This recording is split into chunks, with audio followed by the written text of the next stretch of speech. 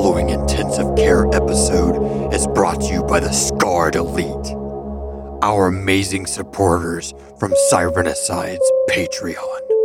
Patrons like Amber Blake, Kelly Suzuki, Josephine Anderson, and Game of Microphones.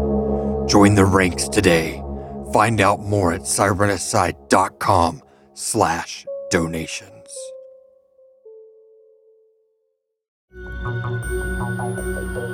This one's gonna require a little intensive care.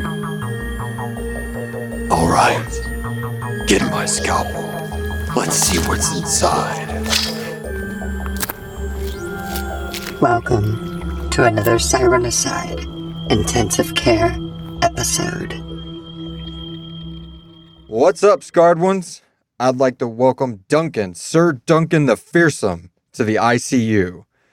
Dun dun dun dun dun dun. Malak Husto, Mayor of Morston. What is up? Johnny Stitches, good to be here with you, brother. How's it going, man? It's going great. Great. Beautiful day, beautiful world, man. How are you? Good. It's a little dreary down here in Texas, but it's still pretty. It's humid. I tell you what, though, before we roll with our ice episode, just in case someone's about to shut this off, this is going to be an amazing interview, people. I know sometimes people click on this thinking it's the next audio drama, but the ice episode, again, it's uncut, unedited for the most part. So I just want you guys to, before you leave us, take the time to listen to this interview with this amazing voice actor and great friend of the show. And I want him to go ahead and tell them where they can find you. That way, if they're listening to these next few seconds, they'll know what you are, what you're about, and where to find you and what you do. All right. What's up, everyone? Nice to meet you all. My name is Duncan McPherson. You may know me better as Malak Husto, the mayor of Morston, Texas, on Sirenicide.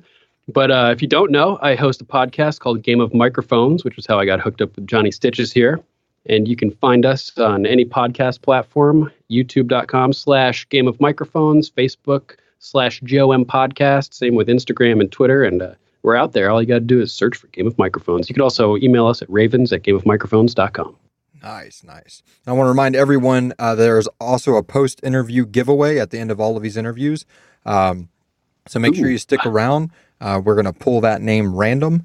So, you might have won something. Now, you could just hyper scrub to the end, but even if you won, I'm not going to send it to you because I'm like, you scrubbed. I know you did. No, I'm going to ask you a trick question about the middle of the episode. Oh, no. No, I'm just playing. Now, that giveaway is to all of our Patreon supporters. So, yeah, again, like I was said at the top of the episode, you can go over to sirenicide.com/donations, sign up for our Patreon. Just the $1 level gives you access to the secret Facebook group, as well as these giveaways that we're going to be doing all summer long into the fall, leading up to the release of Season 4. And without further ado, let's head into the Sirenicide news.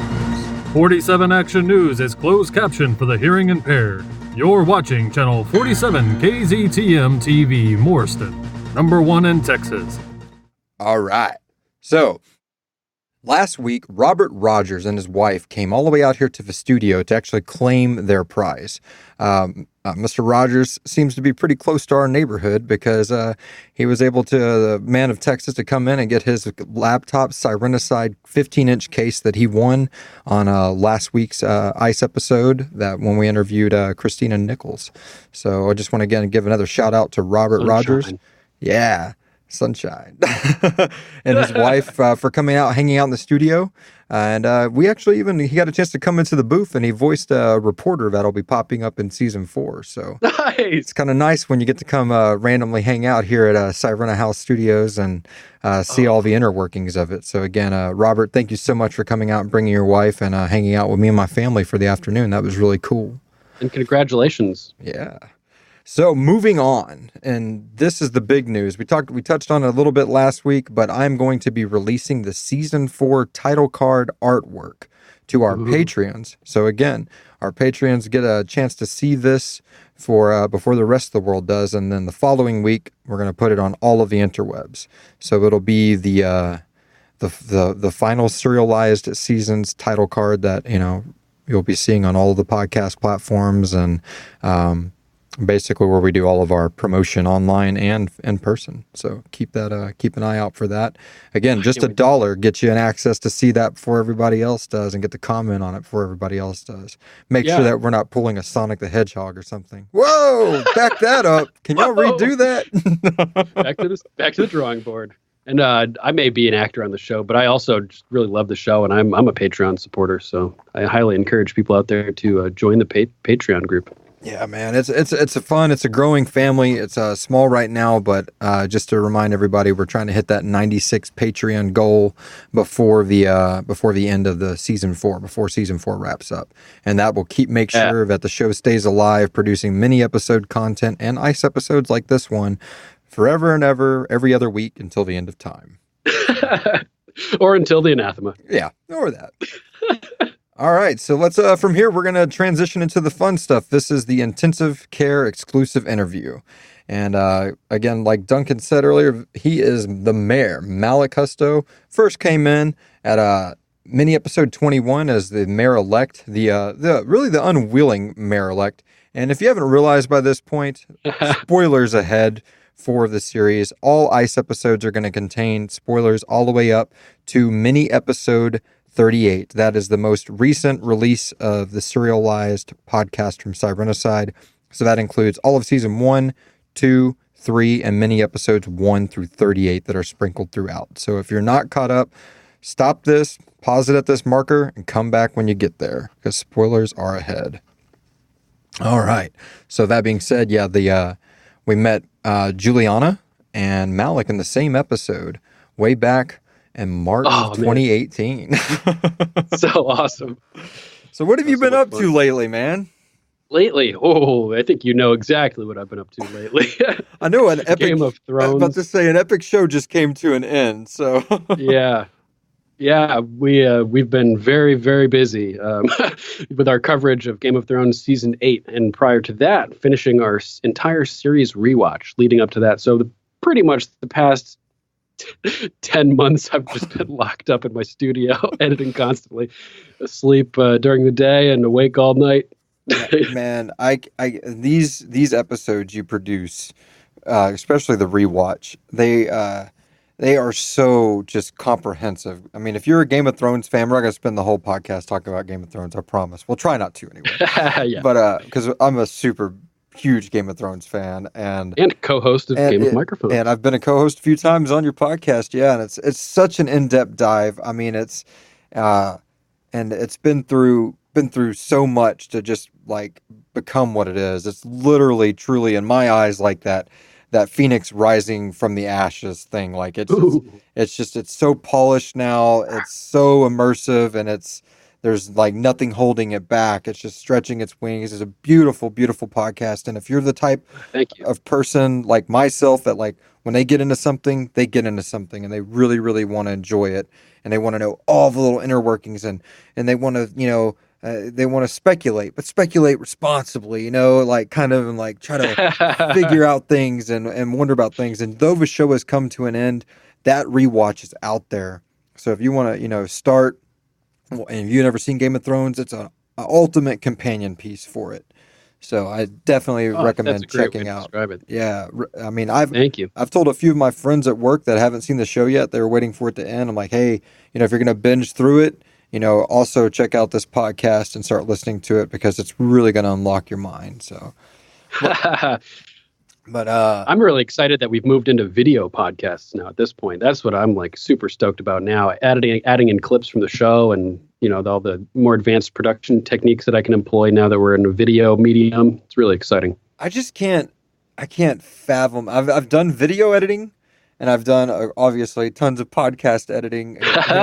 But I'm new to podcast editing. I'm not new to video editing, because the band for years, all of our live videos I put together, all of our promotional videos I put together. Nice. But I mean, watching what you have done on YouTube with like making sure all the windows like in the background like evolving as people talk, like, and it's just an amazing setup. I mean, so if you're not wanting to just listen to it, but you want to watch the reactions, the last like 10 entries of your show probably have some sort of video companion to them. Yep, at least, yeah. Yeah, so it's awesome, guys.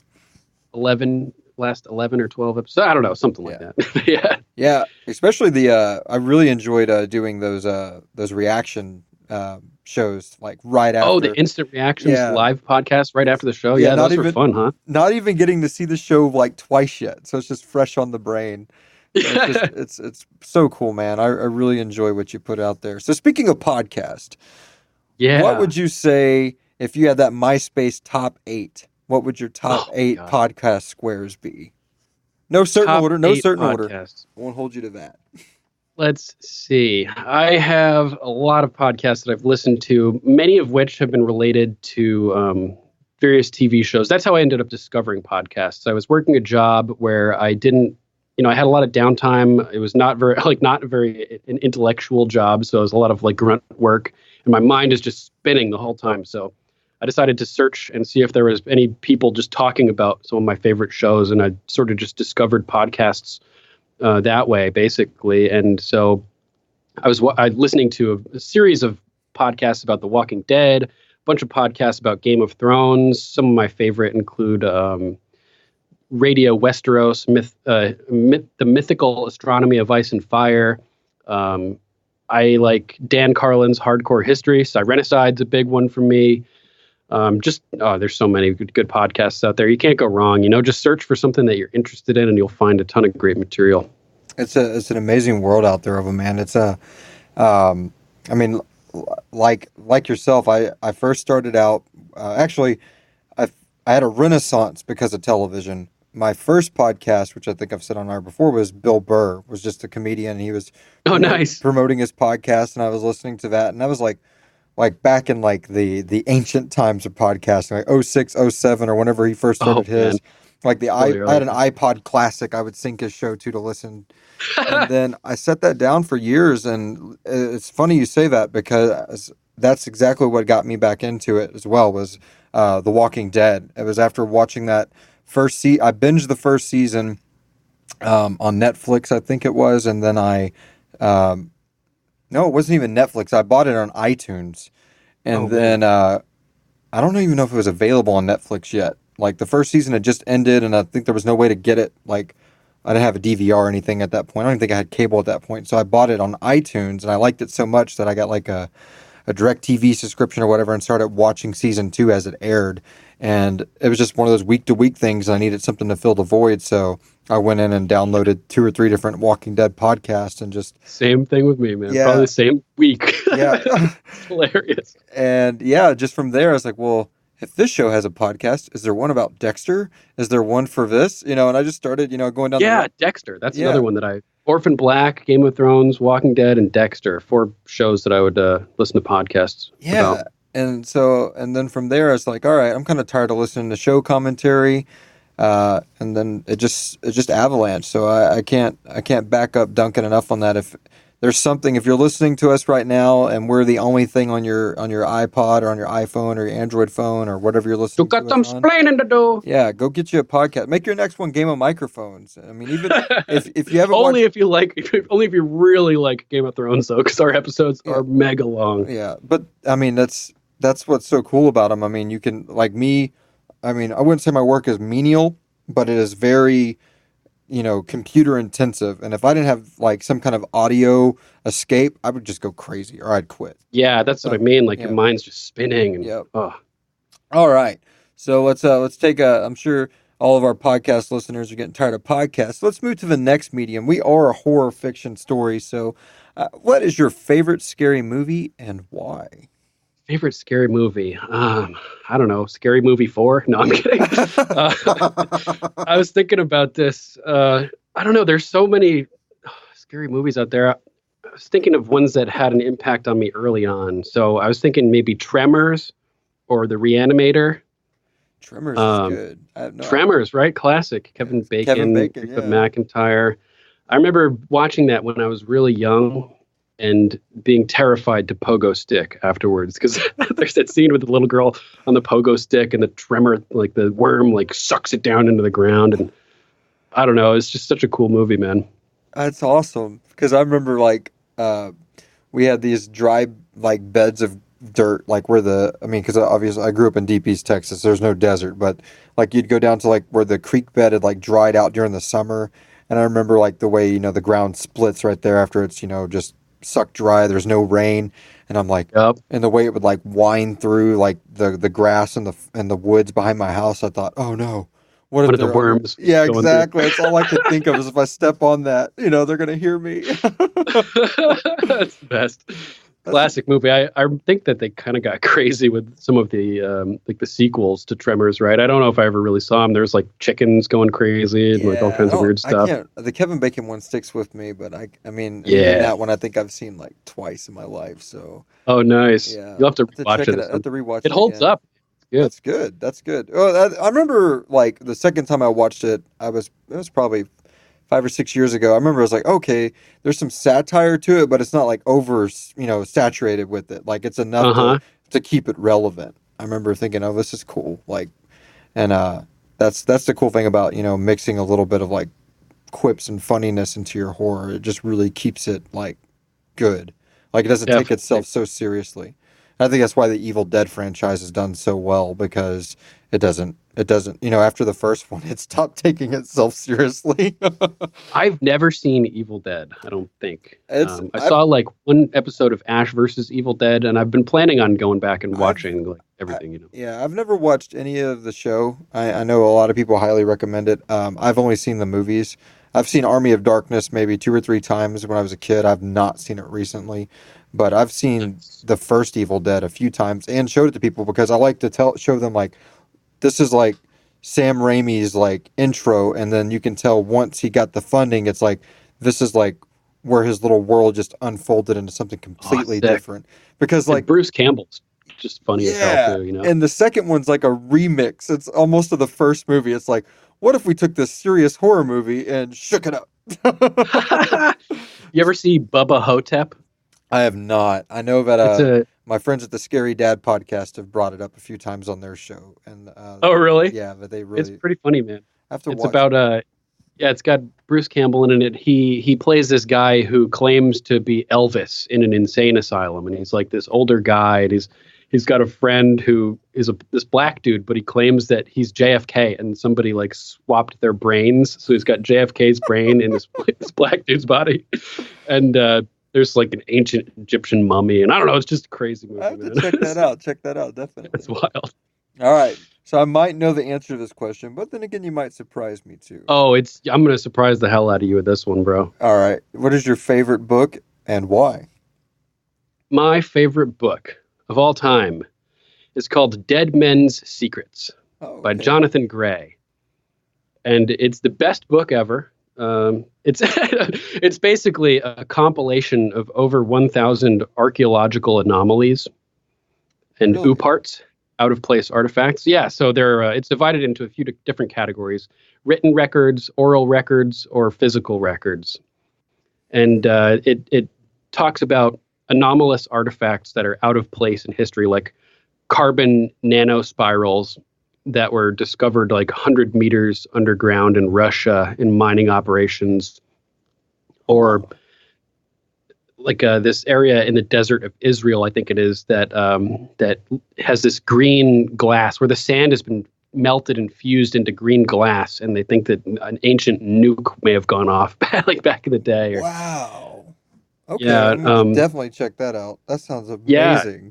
It's the subtitle of the book. It's Dead Men's Secrets. I think it's tantalizing hints of an ancient super race, and it's just all of this evidence showing that before the biblical flood, which religions from all around the world reference as having occurred, and there's new recent evidence showing that a meteor struck at about 12,600 years ago, which ended the Younger Dryas period, I think it was, and created like it melted, what was it, like billions and billions of gallons of water overnight that just vaporized when this meteor hit.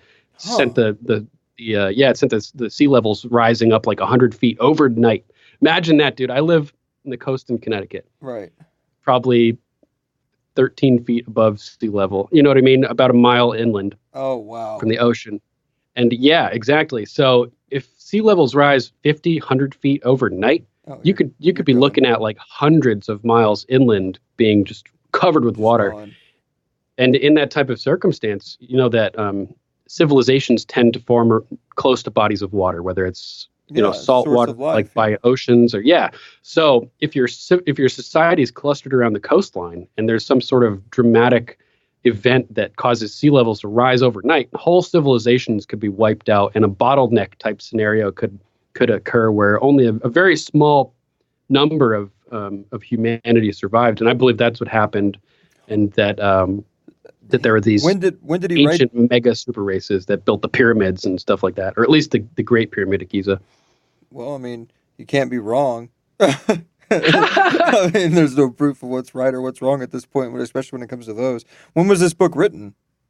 Good question. Maybe I think it was after, sometime after 2000, but I'm not exactly sure when. That sounds look it up. really interesting, man. That really It's does. really cool, man. There's so many just fascinating things in there. There's, records of Catalina Island in California where they allegedly discovered 400 skeletons of people that were 9 feet tall, and these weird anomalous mounds that were discovered all around North America where they're dig into them and find these creatures, these humans with double rows of teeth, 6 fingers, Man, that sounds long like red hair. Huh.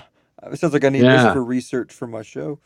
Oh, dude, yeah, that would be cool stuff to incorporate. You can't go wrong. I love taking taking history and studying the fire out of it and making sure. I know, right? That so if I'm going to misconstrue it or do a parallel fictional version of it in Sirenicide, I always try to ground it in reality as much as possible. Like with your Black Plague stuff. Yeah, exactly. I still used even though it was a fictional city of Kaffa, it was spelled differently than the Kaffa of real life.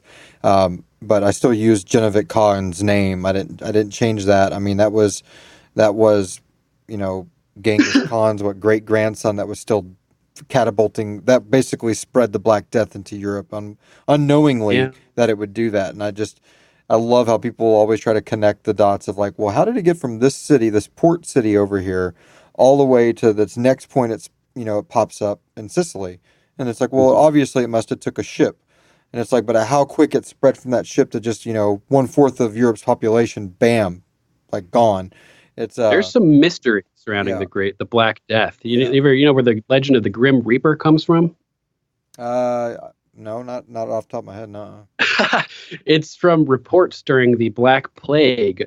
People reported seeing these hooded figures with these scythe-like devices, spraying stuff over the crops in Europe. And it's theorized that there could have been some sort of sabotage and intentional spreading of the plague with some type of technology. Well, you think about without getting too down the conspiracy hatch, but you think about the fact of how many of the elite of say London survived, and it's easy to say, well, they migrated out of the city, and then came back to it once it was safe. It's they flushed the city out of what they didn't want there, and they came back and built it up better and richied out a lot of those neighborhoods. Yeah, it's hardcore. Who knows, man? I'm not ruling anything out. Oh yeah. Well, history is written by the victor, and if they wanted to cover that up, they would have had the opportunity. You're damn right. I mean, it's very reminiscent to me of modern day New Orleans. How so many of those slums have been turned around over there into richier neighborhoods and Whole Foods and stuff like that popping up where poverty used to be. It's I mean, again, you can't.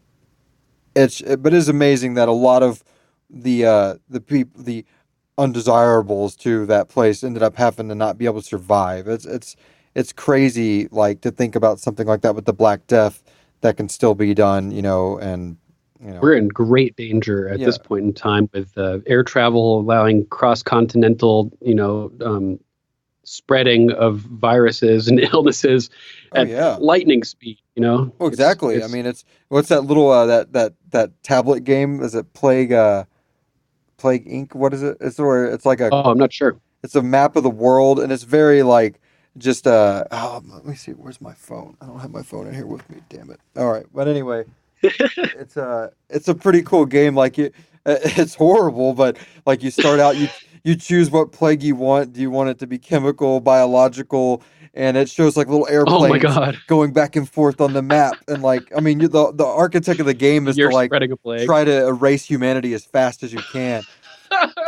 That's horribly amazing. But Where can I like, get and it? it's like it'll be like CDC has a breakthrough in like curing, and it's like, no, I'm losing now. Like the population rate's like curing. It's like, no, but it's scary. Like when you hear the news of like right now, like this record breaking, Ebola outbreaks in the center of Africa, and how quick that could, to be here tomorrow. I mean, we Who had that produced one this video game. Was it the Ancient Mystical Order of the Rose Cross? Bilderberg Group or something? Hey, speaking of video games, let's segue into that. Oh, So, what would you perfect. say your favorite video game is, and what title are you currently playing? Come on, man. You know I can't answer that question. One video game, one favorite video game. You got, It's impossible. you I'm got. gonna have to throw a top 5 out for you. All right. Let's do it. Number 1, probably clocked the most hours of all time playing Halo as a whole, the franchise. I can't even begin to comprehend the number of hours I've spent playing that game competitively with friends and everything like that. LAN Number parties. 2. Oh, sorry, I didn't mean to cut you off there. What? The LAN parties in the day, like tethering the Xboxes. Oh, I never done that actually. Oh man, It's always like, a bunch of us clustered around a single console or playing online from, across the neighborhood or whatever, that's awesome. or in different countries. Number 2, I would say Dark Souls. You ever play that? I have not. I've not played Oh. any of the Bloodborne or the Dark Souls games. I own Bloodborne, and it's still shrink wrapped, sitting on my shelf. Yeah. Not because just time. Right. Yeah. I don't even want to admit how many games I have in that same condition as well. Oh, I do. I still have Doom, like the new one, or the one that came out like 3 years ago, still sitting in shrink wrap. You'd love the soundtrack of that, dude. Oh, I want to play it so bad. I said I'm gonna have the coolest retirement of any human on the planet. Every time I retire, we have so many games, books, and movies to read, watch, and play. You say that, but you're going to retire and you're just going to be playing Red Dead Redemption 2 the whole time. Probably. I highly recommend the Dark Souls series as a whole. One, really strong game, amazing world design. It's like incredible how intricate everything is, and you'll get far enough into the game where you open this door and it's like, oh my God, I'm right back at the beginning, where now you can get from the start to where you are like super fast, and you're unlocking all these shortcuts, and Oh, nice. really, really incredible world design. I've seen the screenshots of it. It's a beautiful looking game. Yeah, it's really, it's beautiful. It's difficult. It's very challenging. There's few video game experiences that can match the level of endorphins that your brain receives when you finally beat that boss in Dark Souls. You learn by dying. Like you're gonna die over and over and over, and every time you learn what not to do until you stumble upon what you're supposed to do. Wow. And it's really rewarding. So check it out. Yeah, highly recommend that. Dark Souls 2. Critics didn't like that one as much. I still say it's awesome as well. Dark Souls 3, highly acclaimed as like just as good as Dark Souls 1. And yeah, amazing series. Highly recommend it. I haven't played Demon's Souls yet, which is the PlayStation 3 game that was like the progenitor of Dark Souls. But yeah, I'm hoping to get around to that at some point. I never had PlayStation until PS4. Oh, okay. Just never liked the controller, but I do love the PS4 controller. It's really good. I'm the opposite. Oh, really? Yeah, Where you never had Xbox? Well, no, I had an Xbox. Or Actually, you just didn't like the controller? I mean, I played, Halo. I remember my favorite game for my first Xbox was Fable and Fable 2. Oh, cool. I've heard those are good. Never played them. I went out and bought a 360 just to get Fable 2, and it red ringed. Nice. And then I took it back. I got another one, and it red ringed like 4 months later, and I had this massive fight with Microsoft to finally get it covered. And so I swore up and down I wouldn't buy another Xbox ever again. And then Fable 3 came out, so I went to GameStop and bought a pre-owned. I think I've had five Xbox 360s in my lifetime. And I've probably had 3 or 4. And 4 of them failed. So my fifth one after I beat after I got one of those Xbox Slims, 360 Slims, and I beat whatever, I can't remember, I think it was it Fable 3 or no, there was a zombie game that came out that I wanted to play. What was that called? It was like back in 2013, 2014, something like that. Not Last of Us. No, that's PlayStation exclusive. Dead Rising. Oh, right, true. I can't remember what it was. State of Decay. There it goes. Oh. So good. During the Walking Dead craze, I was like, oh, I want to play it, and it was okay. It wasn't that great. It wasn't, and I ended up just selling that, and I've never owned an Xbox since. I've had a PlayStation. I mean, I've had a PS1, a PS2, a PS3, and yeah. I mean, my PS4. I bought the PS4, and then I bought a PS4 Pro. My son has a PS4. We had a PS4 in our bedroom. At one time there was like 3 PS4s in my house. It was ridiculous. Now I'm down to 2. Just mine, and my son has one. So, that's hilarious. But yeah, I mean, the only reason I had the original white one that came with Destiny. I never got into the Destiny games. I just gave Destiny 2 away. But I liked the first Destiny a lot. Until they nerfed the Vex Mythoclast rifle and it destroyed it. And everybody quit at that point. Yeah, I'm not a big MMO guy, you know, and I'm not an FPS. I'm not a first person guy. No, I'm just not my style of gaming or my enjoyment.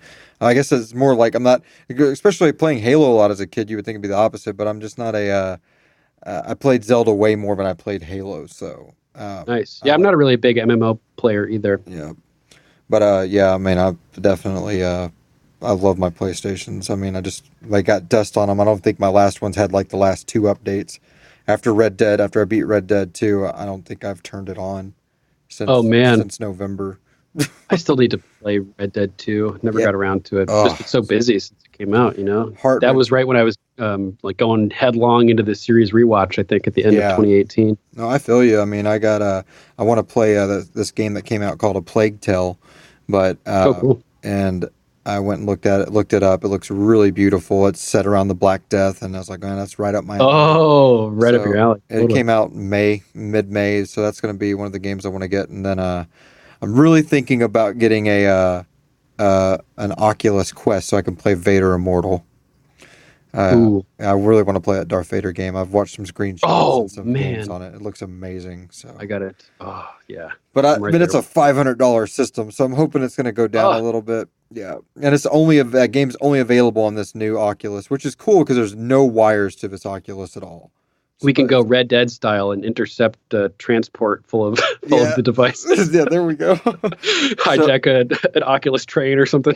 So, were you finished with your top list, or? Okay, my next one, this video game I can credit as having potentially saved my life, which is unique to say. Do tell. Splinter Cell. Right. Splinter Cell. You ever play it? No, I played Siphon Filter and a few of those games early on, but I never played Splinter Cell. The concept is that you're a presidential agent. Basically, you're what they call a Splinter Cell. The president sends you in to do something, and if you're caught, the government denies your existence. So you're doing like some super stealth Black Ops type missions. And I played this game so much that I became a ninja myself in real life, and I was in Boston when I went to Berkeley College of Music up there, and I'm in my apartment mid-spring. It's about 7 p.m. just starting to get dark, and I hear a knock on my door, a single knock on my apartment door, and I was like, that doesn't sound like somebody wants me to answer it, or that sounds like somebody seeing if I will answer it. Okay. I was like, I'm not answering that. That's super sketchy. So I'm sitting there at my computer, and about 30, 40 seconds later, I hear my roommate's window sliding open. Shit. And I was like, yeah, exactly. That's what was going on in my brain. So the burglar lands in my roommate's room, and he was kind of a drunk, and there was just beer cans and bottles everywhere, and no light switch worked. So I'm hearing him just like, dunk, dunk, there's like cans crumpling and like all this chaos in the other room. God, he was a slob. Yeah. Good guy too. So I slowly dim my light because any ninja wants darkness, and pulled out my butterfly knife and crouched in the darkness. And a lot of people, if they think somebody's breaking into their house, the first thing that they would do is be like, hello, is there somebody there? You know, and that person is just like, yeah, I'm here. Give me your shit. You know what I mean? Yeah, Like, yeah. I'm robbing you. So I've decided that I didn't want to let them know that I was there. I wanted to maintain the tactical advantage until they were within striking range and I had control of the situation. Holy shit. This is So awesome. basically, so I basically crouched in the darkness with my knife out, and I'm hanging out in my room, and there's like a curtain that I had which separated my bedroom, which is really the living room of the apartment, from the kitchen. And the kitchen light is on, and the light is like the rays are going like right past my head, and I'm crouching in the darkness. And the guy comes down the hallway and walks into my room and opens up the curtain and sort of does a once over and steps into my room and sort of scans it from his right to his left. And I was on his left. So as he's turning, I jumped right up in his face with my knife pressed against his neck, and it was like, "Get the beep out of here!" You know, like, whoa. I will kill you. You know. So he raised his hands, and I was in control. And he backed down the hallway like he'd been there a million times. Reached back, unlocked the door without even looking, I swear, and like ran down the hallway. And so I was like, "Oh!" I put on my shoes real quick because I was just chilling. You know, I wasn't prepared at all. Dude. I just always have a knife within range. You know what I mean? Like, so he runs out, and I run out into the hallway after him. And I noticed that my neighbor, my next door neighbor, his door is ajar. And I was like, "Oh shit!" And I boom kick in the door, and run in there with my knife out in like a fighting stance, basically. And he and his friends are sitting in a circle on the floor, passing a bong around. And he's like, "Whoa, man, do I owe you money or something?" I'm like, "No, dude, somebody just tried to rob me. I was just trying to protect your stuff." Dude. So yeah, that was crazy. Well, that's a good reason to put that game on the top of your list. Yeah, yeah. It's also like just one of my favorite franchises of all time. I'll still go back and play Splinter Cell when I have a chance. Number 4 on my list, Skyrim. You ever play Skyrim? I have not. And I'm probably the only person in my friend circle, and everyone's like, "Well, you got a Switch now. You have no reason not to get it. It's on Nintendo Switch now, so take it with you everywhere you go." Yes, you'll be stuck in it forever. It's a really good game. And number 5 is The Last of Us, the zombie game, which I just really love that story. I've always wanted a linear story mode for a zombie game, and I thought that they really nailed it with that game. I was very impressed. I liked the concept of taking the organisms cordyceps, which are known. There's like thousands of species of cordyceps, and each one is focused and programmed essentially to target one specific species of insect. So they'll infect one ant, let's say, and the ant they'll take over its brain literally and make it crawl up into a branch that's right above the ant colony, and then it'll bite down on the branch and die in that position, and the cordyceps fungus will emerge from the top of its head and just shoot down spores all over the colony. And it's just they eradicate whole colonies of insects and all different kinds. And so the concept of The Last of Us is that cordyceps have jumped to humans. And it's like a realistic way of portraying a mechanism that a real zombie apocalypse could happen. You know, if cordyceps could make the jump to humans, this is a feasible storyline, which makes it all the more scary and all the more intense and realistic. So yeah, that's just my, another one of my favorite games, The Last of Us. Honorable mention, Gears of War. Okay. Yeah, I know it's Xbox. Yeah, I'll never forget Christmas 2006. I got Gears of War and an Xbox 360, and it was like the coolest thing ever.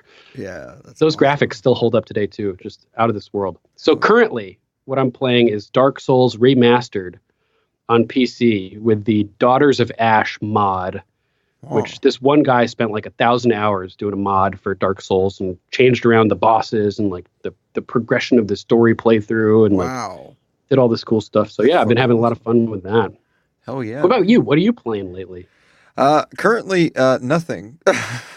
Oh yeah, you're in. I started doing. I just finished. I'm right in the middle of 4.13 because I had to do a complete rewrite on the end of 4.12. I had a sweaty night, I woke up and was like, oh God, I gotta change episode 412.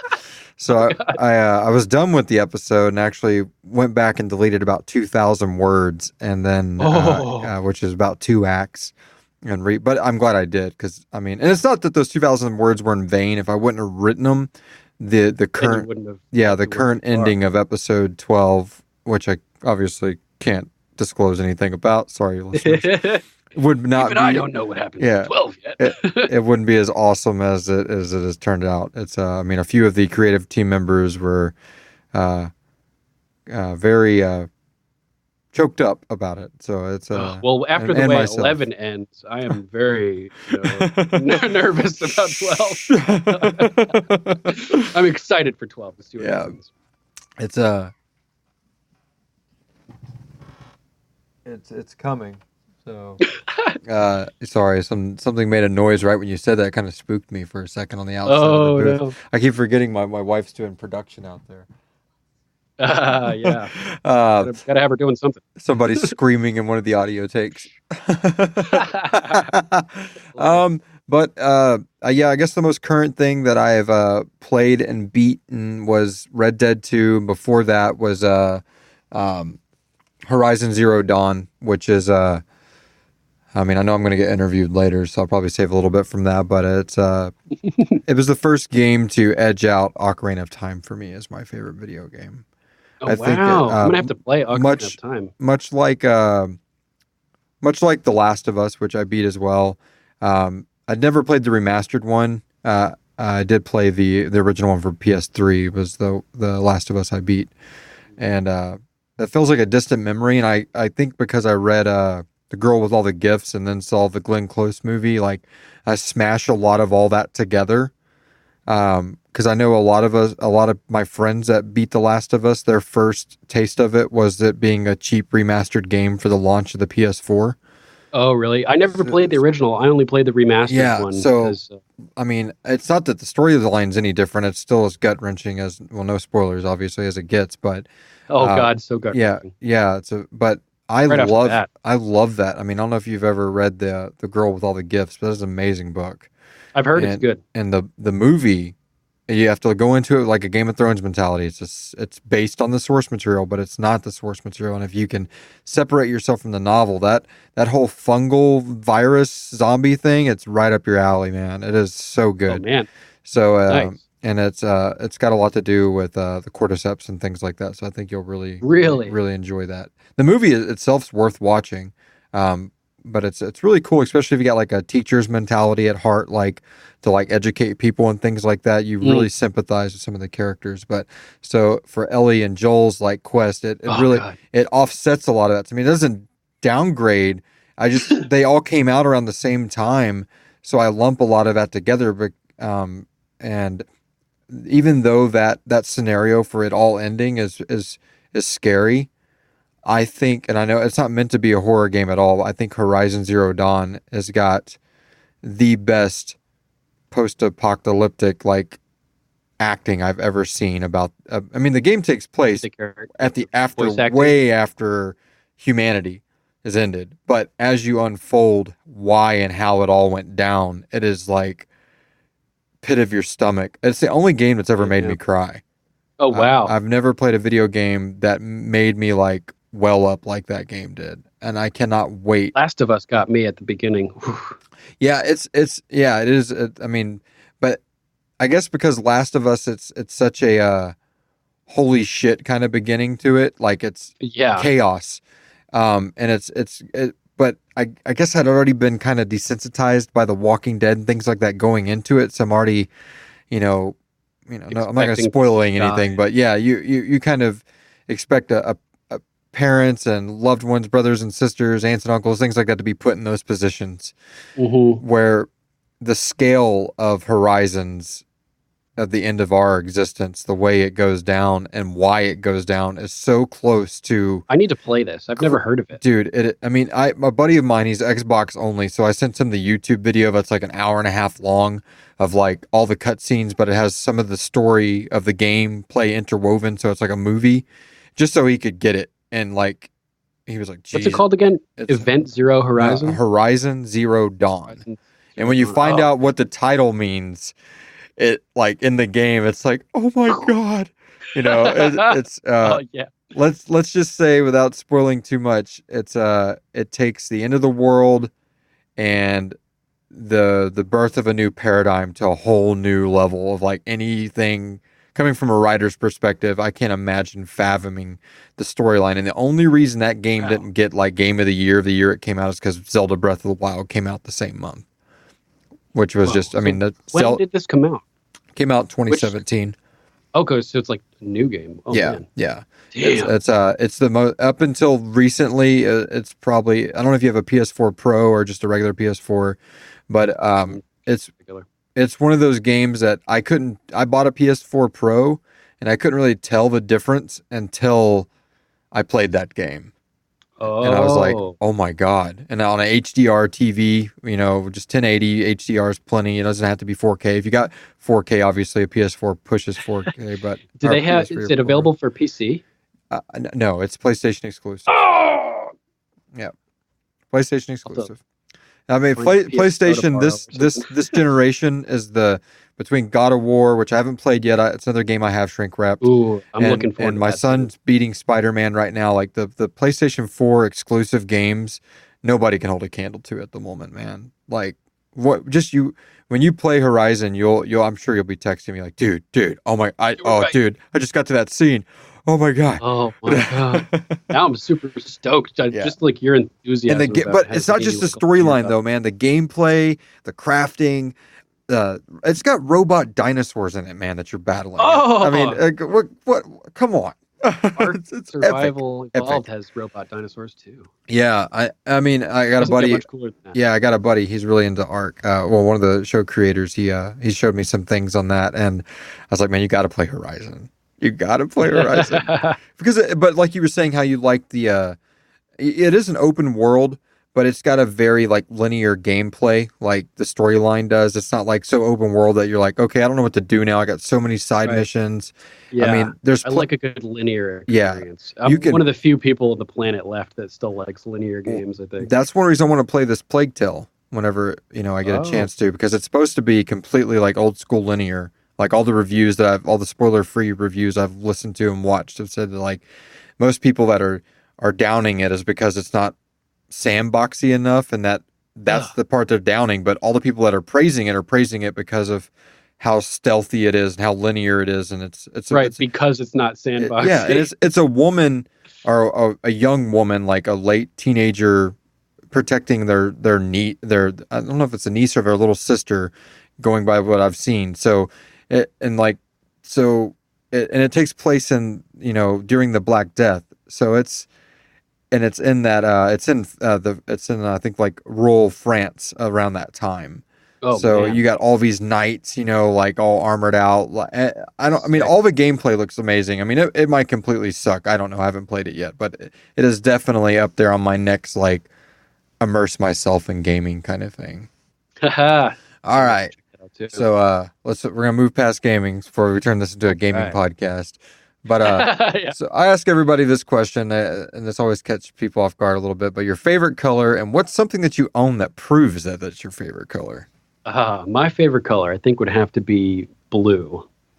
And one thing that I own that proves that would be my backdrop for my studio set, which is one wall of my bedroom, which is painted blue everywhere, various shades of blue. Monochromatic. And, I don't know. I've always liked blue, man. Cool, man. Well, I mean, Next would have to be the absence of color, the black. Black, yeah. I like how you said it like that, because a lot of people they'll tell me. I remember my art teacher used to say, it's there's colors and there's shades, and shades are variations of color being taken out, like absolute color and no color. So I've always told people my favorite color is red and my favorite shade is black. Yes, there you go. Perfect way to put it. Let's see. So let's transition around the globe a little bit. If you could visit any place in the world, what would it be and why? If I could visit any place on the globe, I would want unrestricted access to the Giza Plateau in Egypt to explore the Great Pyramid and any potential labyrinth located beneath the plateau that may exist and currently be blocked off from the public knowing about it. Dude, that is like an epic answer, man. That's good. That's good. I like that. I was like visualizing that as you were saying it. Like, oh, dude, that would be fucking cool. So remember I was talking about the sea levels rising at the end of the Younger Dryas period at like 12,600 years ago when this comet hit. Apparently, there's allegedly a large labyrinth of tunnels underneath the Giza Plateau, full of all kinds of chambers, and it's posited that the pyramid was built to, for various technological reasons, and that people may have hidden within the plateau in the labyrinth, essentially, to survive the societal collapse that occurred when this catastrophe took place. But the Giza pyramid, the Great Pyramid, I find particularly interesting because when you think about the pyramid, what do you think of? You think about ancient Egyptians, right? Right. And when you think about ancient Egyptians, what do you think of? You think about hieroglyphics, right? Yeah. And everywhere, on all over their temples, the Temple of Hathor or you name it, any of them, they're just covered with hieroglyphs. Dendara, hieroglyphs everywhere, all over every surface. But you know what you don't find at the Great Pyramid at Giza? What? A single hieroglyph. Not a single hieroglyph at the Great Pyramid of Giza. I didn't know that. Except for a cartouche written in an antechamber above the king's chamber that may have been, it's written in like what looks like red ochre or like iron oxide. And it may have been placed there by the people that discovered the chamber. So to like fictionally to claim that they had any idea who built the pyramid, just to round out their story, basically. There's no evidence that it's not carved, there's not a single carving. There's this guy, Christopher Dunn, who's a master machinist, sorry. And he did some in-depth studies of the Great Pyramid and discovered that it may have a mechanical function.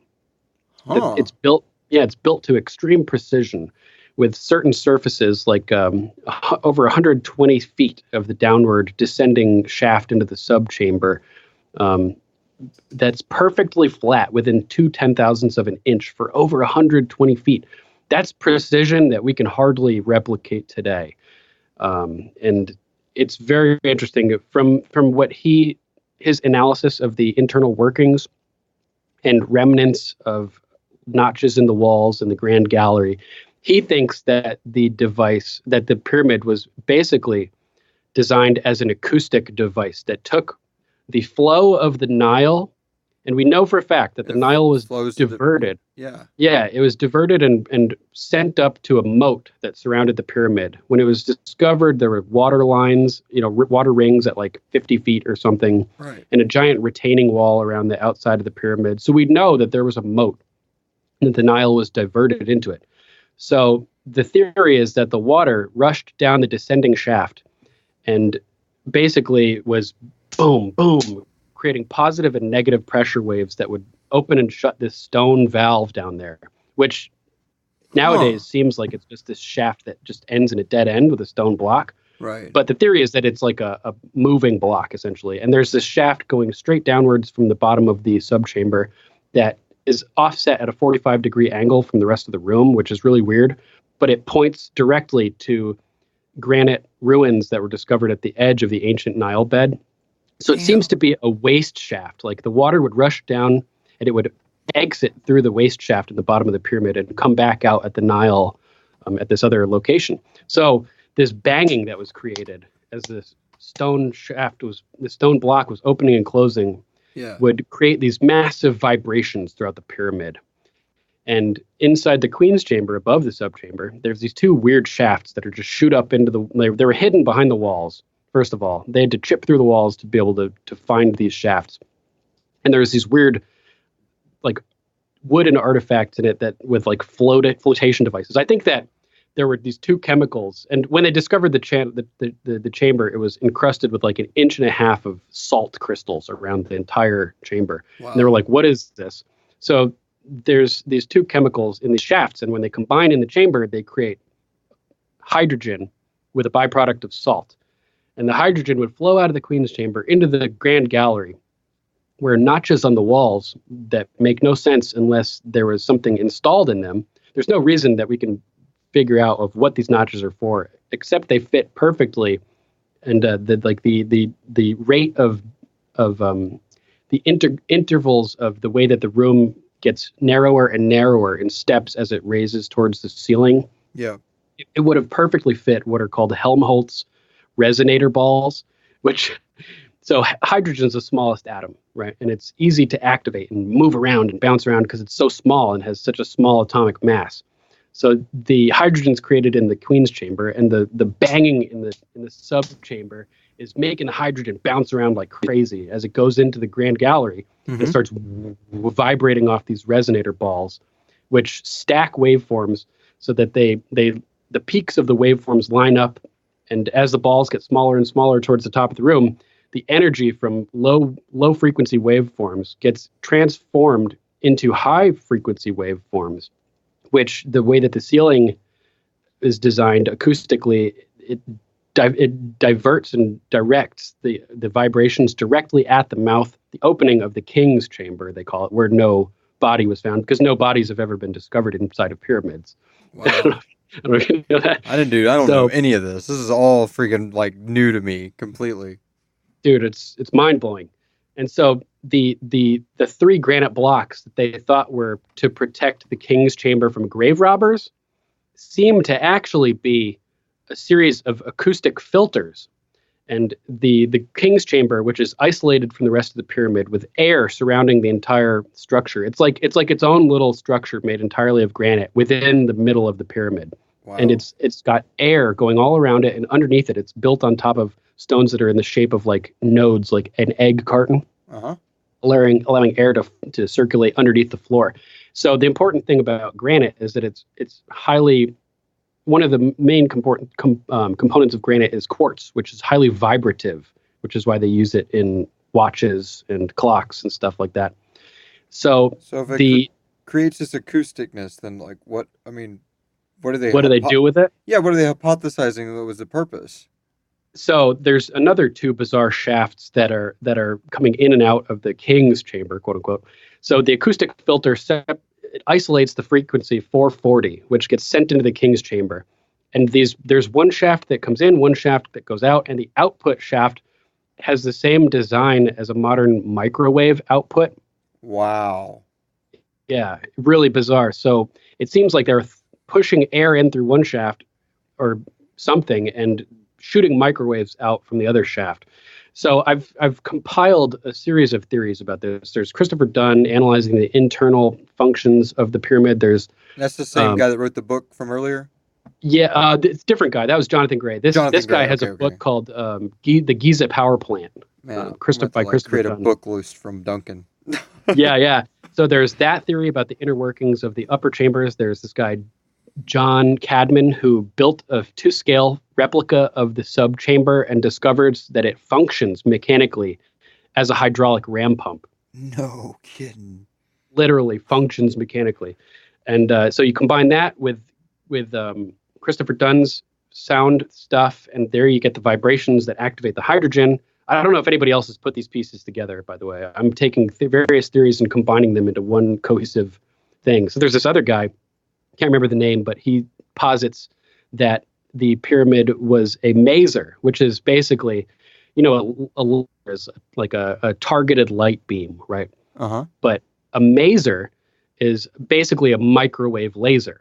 So this guy shows how the golden capstone of the pyramid that used to be there, connected to the King's chamber with this output shaft, potentially could have shot a microwave beam, a maser, straight up into the atmosphere, right? And when that happens, you're connecting the electricity of the ground essentially with the ionosphere, and it shorts out the ionosphere. Oh shit.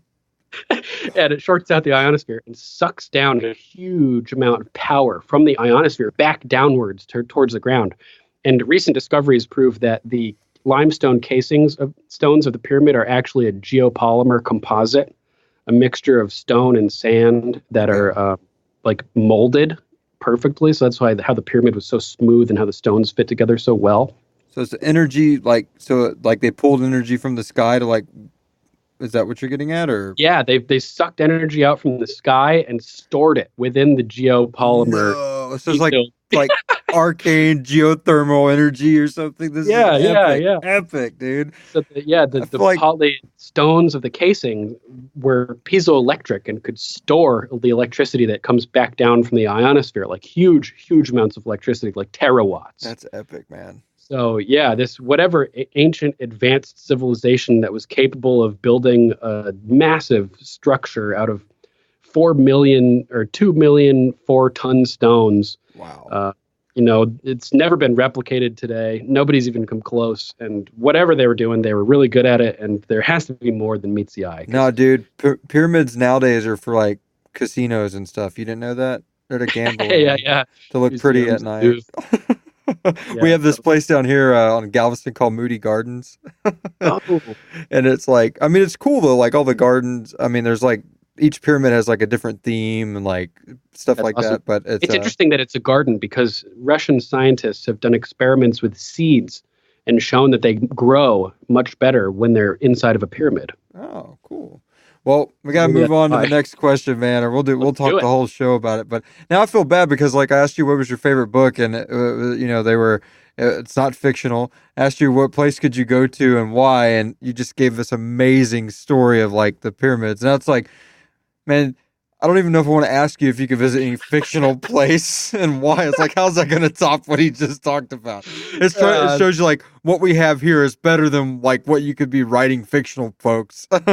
Yeah, exactly. Like the history of the earth and of human civilizations, I think is amazing, much more man. Vast and amazing than anybody really knows. But if you could visit any fictional place, what would it be and why? Good question. It would be a toss-up between Westeros probably and the, a long time ago, a galaxy far, far away, I imagine. Two of my favorite fictional universes. I'd be torn between the two. Yeah. I mean, you can imagine why I'd want to go to the Game of Thrones world. Yeah, well, definitely. So I guess cool. So we'll segue into my next question, which is on a scale of 10 out of 10, why is Star Wars still an 11? That's a good question. I'll give Star Wars 4 through 6 11 status for sure.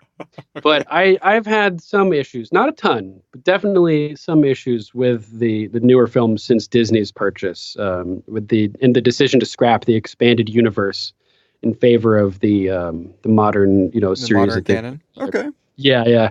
I would give the expanded universe an 11. Absolutely. So you're talking about you're a huge fan of the Thrawn series, the Jason Solo, and all the stuff from Legends. Oh. I'm not that well versed with the expanded universe, but the things that I have read and experienced, I do like better than the current movies. Although the current movies are fine too. I'm not here to bash that. No, definitely no. Well, I mean, you can only formulate. I tell people all the time, you can only formulate an opinion based off what you've taken in. And so if something reached out to you from Star Wars Legends and like even if it was just the movies and some of the content and a few of the stories you heard about like through the expanded universe, like the Knights of the Old Republic series, that really the Revan saga grabs a lot of people. The Darth Bane saga grabs a lot of people. I just recently finished. I don't get to play video games that much, but I just recently finished the Bane trilogy for like the third time, and I just re-listened to Darth Plagueis novel for the third time. And the Darth Plagueis novel is the last Legends novel before it was literally released the year Disney bought Lucasfilm. So it's the last book. James Luceno, I think, wrote it, and it's just an amazing story. I will say though, obviously, because I'm going to defend my wars. I have other than Queen's Shadow, which just came out a few months ago, and I think that's it. I have an Alphabet Squadron, I think either comes out next week or just came out. I've read every new canon novel, and nice. I've read all the new canon comics. And I will say, man, as a kid that grew up with the previous EU, which I know is going to make a lot of Star Wars fans like throw their iPod right now or punch their radio. But I love the new canon. Like, Nice. I think it's a lot more fleshed out. It's a little bit, I know people saying, what are you talking about? Kylo Ren catches a light bolt, and I get that one thrown at me all the time. Because my defense is, That was cool. I love that. I loved it too. But the thing I didn't like about the previous EU, to me, it was too comic booky. Like, no one would, like, the spoilers for the now Legends EU, but, you know, so if you don't want to hear that, okay. And spoilers, like, the Emperor had like an army of clones. He wasn't truly dead. So when Vader threw him down the shaft in Return of the Jedi, it really didn't mean anything. Interesting. And I honestly, when I first, I'm not going to talk about the new canon at all. But there is a thing about Palpatine out there right now. Some people don't watch the trailers, so I don't want to spoil it. People don't watch trailers, and a lot of people don't. But I don't. but anyway, but in the previous Actually, I watch Star Wars. the previous Legends, I mean, when you're a kid, it's all I had, so it's all I knew. And when I read the Heir to the Empire series with Thrawn and all that, and I thought that was enjoyable. But this new Thrawn trilogy that's in the new canon is, it's so much more immersive to me. I'm going to take your word for it, man, because I know you know a lot more about Star Wars than me, and I'm a big Star Wars fan too. But you know, like, I tell people all the time, especially if you've never watched the Clone Wars cartoon series, love it. It'll completely change your mind on Star Wars. And what's so cool is, you know, Disney knew this because they came in. That's a Cartoon Network series. So they came into this, when they bought Lucasfilm, they could have expunged all that from the record and said the movies are canon, everything else isn't. But they didn't. They kept the Clone Wars. Clone Wars is canon, not the little 5-second one. I forgot who did that. Man, now my people are screaming it at me right now as they're listening to this. But there was a Cartoon Network one that actually aired in little bitty, like 2 to 5 minute segments, not even that long. And if you compile them all together, they're like 2 hours. And that actually aired between Attack of the Clones and Revenge of the Sith, like where the Clone Wars seasonal series came out, after Revenge of the Sith. But anyway, we're not going to talk about Star Wars all night, people, I promise. But if you haven't seen the Clone Wars cartoons, I tell people, go watch the Clone Wars movie, Attack of the Clones, and then watch all 6 seasons of Clone Wars, and then watch Revenge of the Sith. And when Order 66 is activated, and you start seeing all these no-name Jedi you don't know eat it. Order 66. Exactly. When you see Plo Koon and all these people start dying, now you know their names, you know all their backstories, man. you know everything about them, and it's gut-wrenching, man. Because when I first watched Revenge of the Sith, I was like, hey, this is pretty cool, this is good. But after watching the Clone Wars and then going back and watching Revenge of the Sith, it was like, oh my god, this is genius. Like, these are characters that I love now. They get like no lines in Revenge of the Sith. You don't even know who they are, but you come back after Clone Wars and you're like, oh my god, it hurts.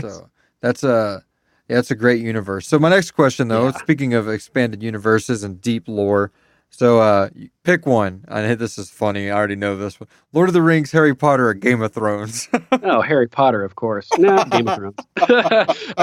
not to rag on Harry Potter. I also enjoy some good Potter, and Lord of the Rings, while we're on the topic as well. But, obviously, Game of Thrones. Awesome. I figured that one would be a little bit easier for you than some other. Some people are like, I can't pick one. You got to pick one. Yeah. You got to pick one. There can only be one. Highlander. All right. So one of my favorite things, Sonic Therapy. What is a song that takes you away from it all? The Odyssey by Symphony X. Nice. Which is basically a musical rendition of Homer's The Odyssey, with the epic tale of Odysseus traveling home from the War of Troy to his home of Ithaca. Perfect. And it's done in like 6 or 7 parts, and each section is one of the sections from Homer's epic story, and it's just fantastically done. Symphony X is what I like to call a technical progressive power symphonic metal band. Nice. So they take elements of classic rock and classical music and mix it in with, riffing guitars and fast drums, and their dynamic range is just all over the place. They can, the singer could be singing sweetly, like at the beginning of the Odyssey, imagining his love at home at Ithaca, or he can be raging when they're battling the Cyclops, it's so awesome. What I'm going to ask you to do, Vin, is the same thing I asked Christina. Send me a link and I'll put it in the show notes. That way, when someone's going to power through all these interviews, they'll get to hear that song that takes someone away from it all, like all these different flavors. So it's going to be cool. Yeah, so it's an epic journey. 26-minute long song, just so you know. Nice. 24. Nice. I love it. Speaking of music, what are you spinning or streaming right now? A big shocker, Symphony X. I'm a total addict of Symphony X. Nice. Like when their album Iconoclast came out in 2011, it did not leave my car CD player for like a year and a half. It's a 2-disc album, and I was just alternating back and forth between disc 1 and disc 2 for like over a year while I was driving, probably. Perfect. All right, so we're going to segue into the Sirenicide side of the personal questions. Have you ever been under the surgical knife? I have.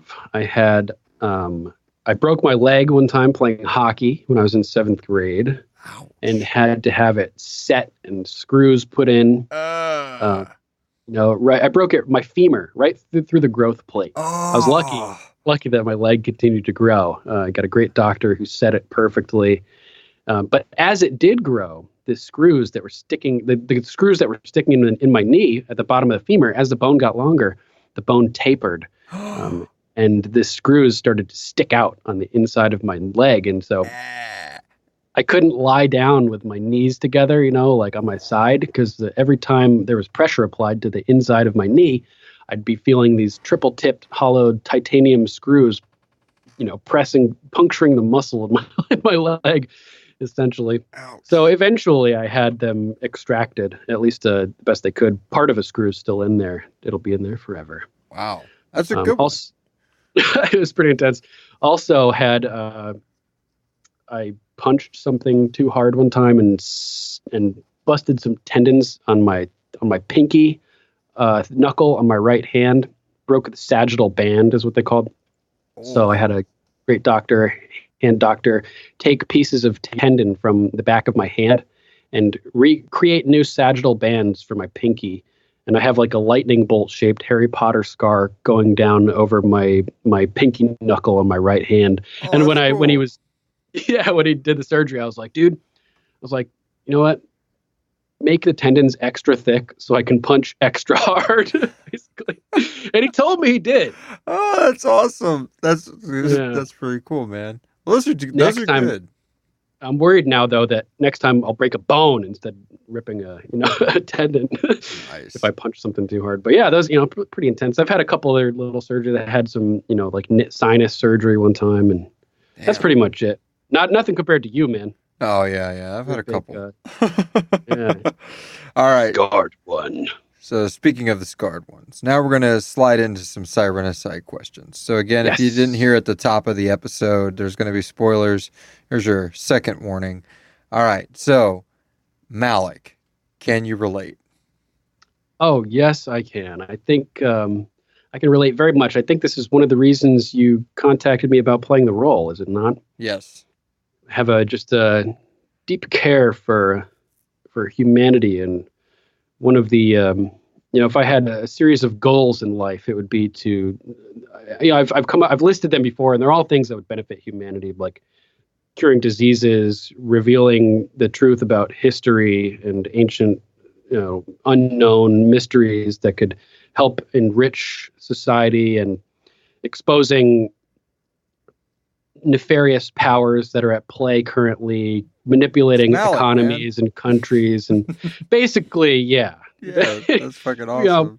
Similar mindset, definitely. I would like to have more of an influence than I actually have on the world. I think that I have some ideas that could do some good stuff.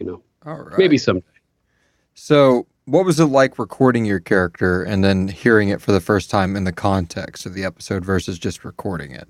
It's very interesting. It's a very interesting experience. This was the first voice acting that I've really done in a fictional type of environment. So it's really like there's a lot of mental stuff going on where you're imagining all this stuff and imagining the voices that you're hearing and talking with. Because I had never heard Christina's voice before, Juliana, before the mini episode 21.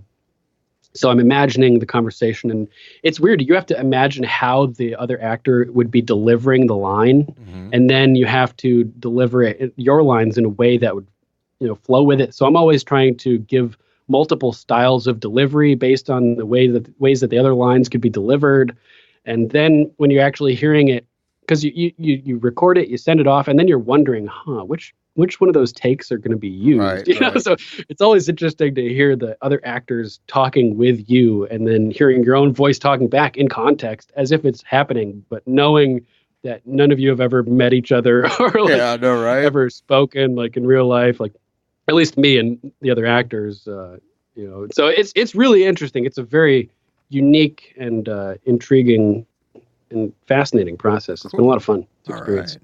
What would you say your favorite moment in Sirenicide has been so far? I think one of the and not spoiling anything for season 4. Yeah.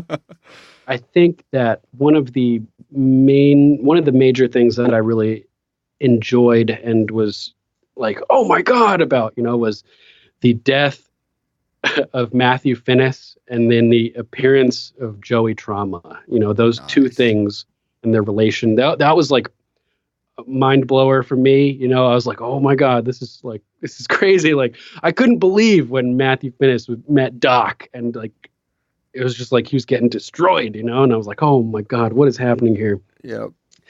And another one is, what was that AI robot, Hiram? Is that his name? Yes, Hiram. Yeah, I love the Hiram stuff, man. Yeah, that's my grandfather's name. Oh, no way. That's a cool name. He was a twin, and he was twin brothers, Henry and Hiram. So cool. Yeah, my dad, his face was pretty lit up the first time I played. They were visiting because they're not. My parents aren't super technology savvy. I mean, I'm in my early 30s and they had me very late in life. So it's I set up the podcast for them when they come over. Nice. And each time they come over, we kind of listen to 4 or 5 episodes, but they were behind on at that time. My mom's got it set up now where she can listen to it on her own, but at that time they were just playing it when it came over when season 2 hit. And did you just say Hiram? Like your grandfather? I was like, well, yeah, it's like bingo. She dug through his brain and found out what his real name was and the time frame he came from. That would have been, his name. No way. So, yeah, like that was just a common name of the time. Not a real common name. I mean, it wasn't an uncommon name though, like it is now. Yeah. It just wasn't as uncommon. And I just thought it sounded so like awesome it's sounding. Perfect. Yeah, it's such a cool name. I love that name. It always sticks out to me. Yeah. And just all the action with him and like the vibrations and like, oh, man, it's so cool. I also, for a classic throwback, I always enjoy the Suffering Loop. Oh, dude, that number episode 2. Shout out to Eddie Vile, the man behind the name. That was written by him. Nice. I was really nervous going into this whole series, and we originally, everybody that was on the original creative team, which, a few people have left since, but when we first started, I think there was 7 of us, and we were, the first season's 8 episodes, so we were each going to write an episode, and then the ending, we were all going to collab on together. That obviously didn't happen, but he wrote that episode that season, and I remember he set the catalyst for every season of Sirenicide's second episode is always standalone. Yeah, so you got the Suffering Loop for season 1, and then Yellow Eyes for season 2, and then Shutter Love for season 3. Oh, that's a creepy episode. And it's damn, dude. It's Strange by Me for season 4. Ooh. I don't know anything about that episode. Yeah. Nobody does. My wife's producing it right now. She just gave me a look like I'm tired of listening to this episode. Hearing the over and over and mixing and timing things perfectly. Exactly. Panning when it needs to be. All That's right. great. So I also just like that my character drives a Ferrari. Yeah, I know, right? That's one of my favorite things. He's got a bit of off-ear knowledge for folks, since we're talking to the mayor himself. He has a Ferrari. He also has a Corvette. It's never been named, but he has a current generation C7 badass vet. And the reason that is there's the episode where he kills the red suit that meets him in the parking garage. Yeah. Oh, the Scottish Alistair. Right. And all those car effects, the horns and everything, is actually me at the dealership that I work at with my cell phone miking up a Grand Sport 2018 Corvette for the way the door shuts, the way the horn hits, and then even the vroom, when he pulls up to the gate and the guy lets him in.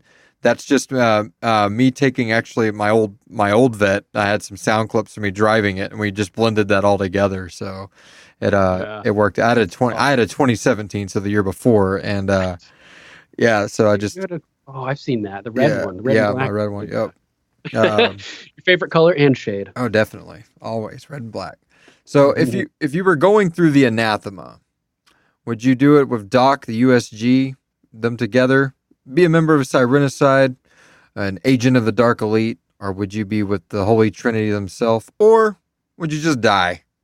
Just Duncan going through it, not Malak, but Duncan the man. I would be tempted to join Sirenicide. That luminescence sounds pretty good, man.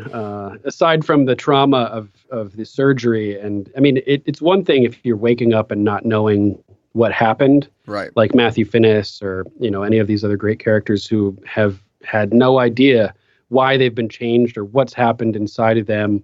Yeah, if you know psychological what the too. Is, you're like, oh my god. Well, I mean, it makes them crazy. Yeah.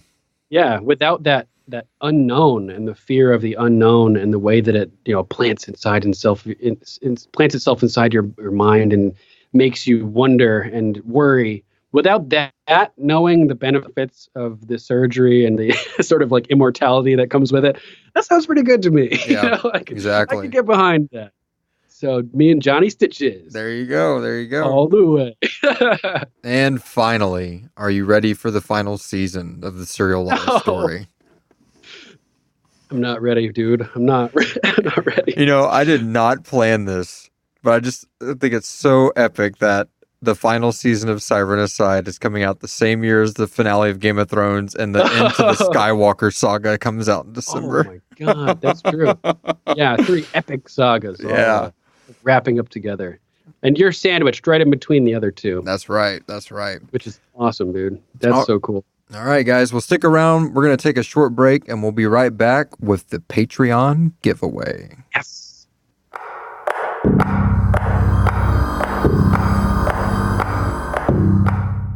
All right, and we're back here with the Patreon giveaway. Yes. All right, so I'm going to explain the rules again real quick. So if you missed the first few episodes, again, you have to be part of the Sirenicide Patreon at the $1 level or higher to be in this giveaway. And our winner last week, he is out of the next 2. I was going to do weeks, but I'm just going to do episodes because it looks like we're going to be having probably more than one of these a week. So just to kind of clarify, Mr. Rogers is not going to be eligible for this week's giveaway or this episode's giveaway or the next episode, but then he'll be thrown back in the mix. So what that means to you put your hard-earned dollar out there. Every 3 episodes, you have a chance to still win something. So you could possibly win twice. I hope you took me out of pool. I don't want to. I did not. No, nope. Doesn't work like that. Okay. So, if I win, if I end up winning, I'm voiding it, and I'm gonna give a listener, a real listener, the chance. All right. We'll do a second. Okay. We'll do that. We'll do another spin. Let me hold on real quick. Can I borrow your phone real quick, there, sweetheart? Thank you so much. I left my phone out of here. Let's see. I got to remember how to use an iPhone 8 since I've had a 10 for so long. I know. Somebody hands me a 10 and I'm like, what the hell is this? I'm like, what is this button on this 8? I used to have one of these 3 different generations. All right. So how this works is I'm going to have our robotic wiretap pick the winner. Ooh. She's going to, she or he or whatever you want to call Siri, is going to pick a number. We have 38 Patreons at the moment, and those Patreons, we're going to reduce to 37 on the number count because we have removed Mr. Rogers from the count. So right now, I am going to ask her, here we go. Siri, pick a number between 1 and 37. Any day now. That would be 33. Ooh, 33. 33. That's a very significant number. 33 is Scott Fompno, another Texan. Woo! All right. So Scott Awesome. Fompno of the Scary Dad podcast. Scott is also Nice. voiced on a mini episode, and both of his kids have voiced on the mini episodes. Scott is one of the co-hosts of the Scary Dad podcast. Man, that's awesome. He's going to be so excited. Scott, if you're listening right now, man, congratulations, brother. Congratulations, Just brother. get a hold of me, and I'm going to mark you highlighted on the spreadsheet. That way I don't forget. And Scott is at the peak into the surgeon's chamber level. That's at the $5 level. Oh, And Scott has been with us for over $70 in contributions lifetime. So thank you so much, Scott, for making sure this show happens and keeping our dream alive, brother. And yes. I'll Thank you to all of our patrons. Heck yeah, man. Scott, the drawing that we did right now is going to be for a phone case. So I'll get with you on picking a phone case design from our website, and just let me know what model phone you have, and we'll get it sent to you. And guys, like I said, next week, keep an eye out. If it's just $1, go on there, join us up for a few months if you want. No pressure. If you don't, feel like the giveaway is your thing, there's tons of other benefits. We do one-on-one Q&As at certain levels. I'm about to revamp a few of the levels and start doing some physical gifts that we'll be mailing out. More on that when season 4 I'm amazed hits. at how how much activity and interaction there is with the Sirenicide Patreon. It's so much more developed than the game of microphones. Well, there's, It's cool. Good job, man. We're trying, man. It's I'm a part of a few other ones, and I'm just in awe at like how some of theirs work, and it's I guarantee you, listeners, as soon as the serialized scripts are completed, the Patreon is going to be well worth more than $1. Like, I'm going to start pouring a lot more time into it. Like I said, I've revamped a few of the tiers already, but I'm a part of a few other Patreons. I'm a Patreon of a few other podcast. One of them, give a big shout out to John of House Grills from the Creepy Podcast. He that man is just he's the voice of Doc, but he's so much more than that. He's like one of the coolest people on the planet when it comes to supporting podcasts. And I know he supports Game of Microphones. I don't even know if he's ever listened to it. Yeah. So Well, thanks, man. I messaged him. I was like, I'm coming for you, Doc. he's so cool, man, and he's just somebody I met through the No Sleep family. But when I see the way he's got, I think, like 900 people now on his Patreon, and I've watched it grow, and the way he interacts and the way he it's awesome. He's such a labor of love, and he's an amazing, he's a cool guy. He's a good father, and works hard still. I know, I believe he still obviously has his day job and things like that, and I understand that what someone like that goes through, and it's so rewarding to see, to be on the receiving end of his fandom and realize man, what can I do to get, Sirenicide to that level, and I know there's other Patreon channels out there that got, thousands and thousands of fans, but for my medium, the horror podcast, he is just really taken the Patreon model and ran with it, and it's been an evolving process. Same thing. He's like, all right, guys, we're going to revamp the tiers, and we're going to try this out. So if you haven't listened to the Creepy Podcast, it's an anthology horror podcast, which is I'm so jealous of, because I decided to do the serialized route, which is fun and cool. Don't get me wrong, I love being a storyteller, but each week he gets to take a creepypasta story and add voicing and sound effects and awesome music to it, and Nice. put it out there. And It's so good. So check out Creepy if you haven't. Another one of the amazing people that has been projected into this world by the great podfather David Cummings of the No Sleep podcast. Oh, cool. All right, guys. So that I think we're gonna be closing out the ICE episode here with Duncan, the mayor, Malak Husto. But once again, Duncan, if you could tell the people where they could find you, so give them all your online tags and a little bit of why they should seek out your happenings on the internet and where they can get those. Sure, and thank you so much again, Archmaester Stitches, Johnny Stitches, for inviting me on the show, and happy to be here. If you guys want to contact me, you can always find us at Facebook/GOM Podcast. Same with Instagram, Twitter. On YouTube, we're at Game of Microphones. Same with Tumblr, and you can also reach us at ravens@gameofmicrophones.com or send us messages through the mechanism that we have on our website, gameofmicrophones.com.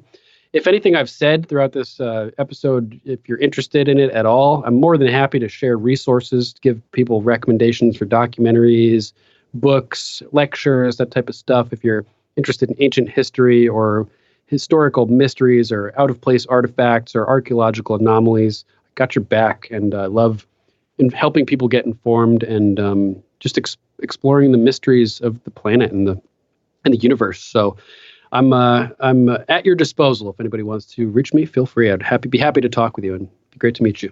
Nice. Yeah, so, during the break, listeners, when we took our break just now before we set the Patreon giveaway, I was like, man, it's like listening to a documentary. I was like, I was so like entranced in that. It's like just picturing like that beam shooting out and pulling down that energy out of our sky. He's like, yeah, man, I'll send you some links. I was like, yes, awesome. All right, Duncan. All kinds of stuff.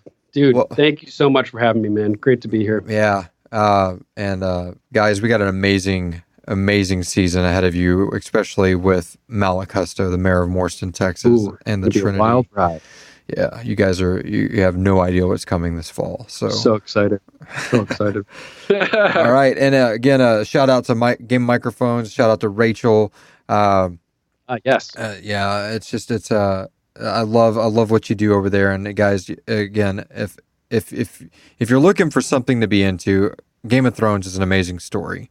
If you're looking for some people to share it with and, be that guy that you just wish you had at the office, or that you wish, you went and got coffee with, these are two amazing digital brothers and sisters that are there to walk you through this wonderful world that George R. R. Martin has created, and that Benioff and Weiss took and brought to an amazing visual medium. So I can't recommend Game of Microphones enough. And you might hear me on there here and there too. So. Oh yeah, plan on it, dude. If you're listening out there and you start Game of Thrones, you want someone to talk to, feel free to email us. We respond to everybody, and it doesn't matter if you're talking about a new episode or an old episode. We'll help you flesh it out and give you our thoughts and help you get a more enriched experience, we hope, out of the show. So. Cool, man. All right, well, we're going to cut it here. And again, guys, thanks for sticking around with us here in the ICU for this installment of the ICE episode, and we'll see you next time. Yes. Enjoy season 4, guys. Later. Bye.